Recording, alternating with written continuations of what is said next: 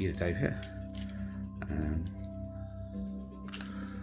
Just going to show you something that you probably shouldn't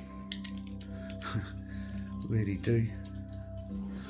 But let's see. I just had a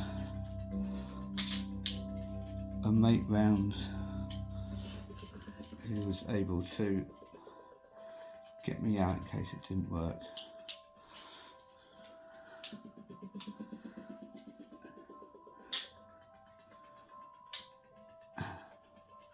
To be honest, one of the hardest things is actually trying to lock it up.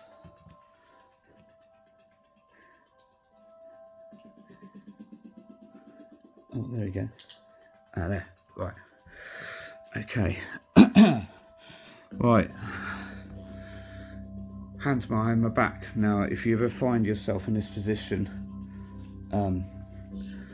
having been restrained by the police or military or anything like that, to be honest, don't do anything at all.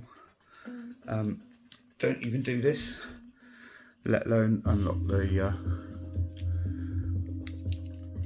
the cuffs, because you'll get into trouble.